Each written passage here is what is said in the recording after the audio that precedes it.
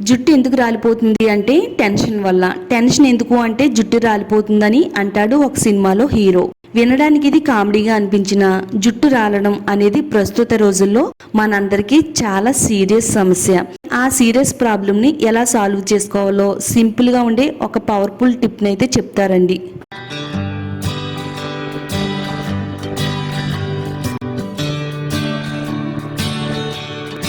Welcome to my channel అందమే ఆనందం. జుట్టు ఎక్కువగా ఊడిపోతుంది, ఎక్కడ చూసినా రాలిన జుట్టే కనబడుతుందని చాలా మంది ఎక్కువగా బాధపడుతూ ఉంటారండి. అంతేకాదండోయ్, మరి కొంతమందికి అయితే తల దువ్వుకునేటప్పుడు దువ్వెనలోకి కుచ్చులుగా జుట్టు అనేది రాలిపోవడం, తలస్నానం చేస్తున్నప్పుడు కూడా చేతిలోని జుట్టు అనేది చాలా ఎక్కువగా వచ్చేస్తూ ఉంటదండి. మరి ఇలాంటి సమస్య మిమ్మల్ని కూడా వేధిస్తున్నట్టయితే ఈ రోజు నేను ఒక మంచి రెమెడీని అయితే షేర్ చేస్తున్నానండి. అధిక హెయిర్ ఫాల్ కంట్రోల్ చేసి జుట్టును వేగంగా పెంచడానికి ఈ రెమెడీ అయితే చాలా బాగా వర్క్ అవుతుందండి. మరి వీడియో ఎక్కడ కూడా స్కిప్ చేయకుండా ఫస్ట్ నుంచి లాస్ట్ వరకు చూడండి. అలాగే వీడియో చూసే ముందు వీడియోని లైక్ చేయండి, ఛానల్ని సబ్స్క్రైబ్ చేసుకోండి. జుట్టు పైన ఎంతో ఎఫెక్టివ్ గా పనిచేసే రెమెడీని తయారు చేసుకోవడానికి ఒక బౌల్లోకి ఆవాలు తీసుకుందామండి. ఆవాలు మన జుట్టుకి ఏరికి చాలా అంటే చాలా బాగా ఉపయోగపడతాయండి. ఎక్కువగా మనం ఆవాల్ని వంటల్లో వాడతాం కదండి, జుట్టుకి వాడితే ఎలా పనిచేస్తుంది అని చాలా మంది అనుకుంటారండి. మీరు అలా అనుకుంటే పొరపడినట్టేనండి. ముఖ్యంగా జుట్టుకి మంచిగా పోషణ అందించి అధిక హెయిర్ ఫాల్ కంట్రోల్ చేయడానికి ఆవాలు చాలా బాగా ఉపయోగపడతాయండి. ఎవరికైతే అధిక హెయిర్ ఫాల్ అవుతుందో వాళ్ళకి ఈ రెమెడీ 100కి 200% అయితే వర్క్ అవుతుందండి.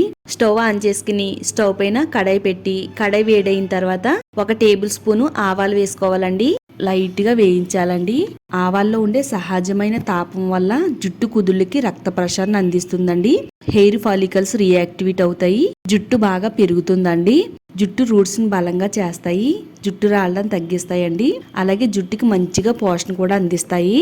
ఆవాల్ని లైట్ గా వేయించిన తర్వాత ఒక ప్లేట్ లో తీసుకుని పక్కన పెట్టేసుకుందాము. అదే కడాయిలో 1 టేబుల్ స్పూన్ మెంతులు వేసుకుందామండి. మెంతులు కూడా మన జుట్టుకి సహజమైన పోషణ అందించడంలో మన జుట్టుకి ఒక మంచి మెడిసిన్ లాగా అయితే పనిచేస్తాయి అన్నమాట.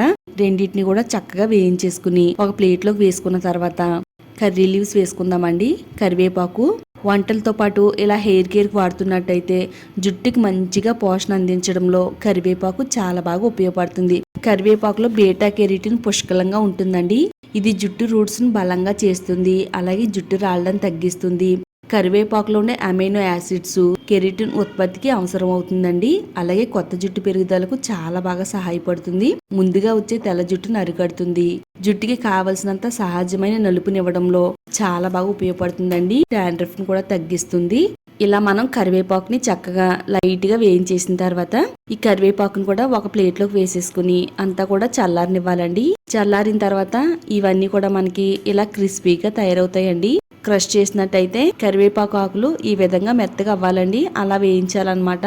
ఇలా వేయించిన వీటిల్ని మిక్సీ జార్ లో వేసుకుని మెత్తని పౌడర్ కింద మిక్సీ పట్టుకుందామండి.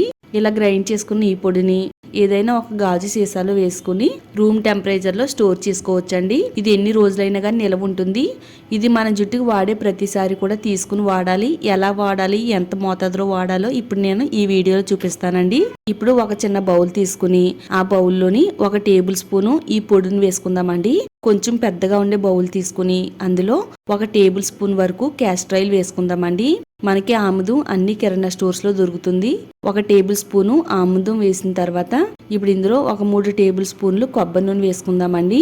కొబ్బరి నూనె, ఆముదం ఈ రెండు కూడా జుట్టుకి మంచిగా పోషణ అందిస్తాయి. అలాగే జుట్టు కుదులు మొదల నుంచి కూడా బలాన్ని ఇచ్చి జుట్టు రాలకుండా ఉంచడంలో హెల్ప్ అవుతుంది. జుట్టు అనేది చాలా అందంగా షైనీగా కనబడేలా చేస్తుందండి.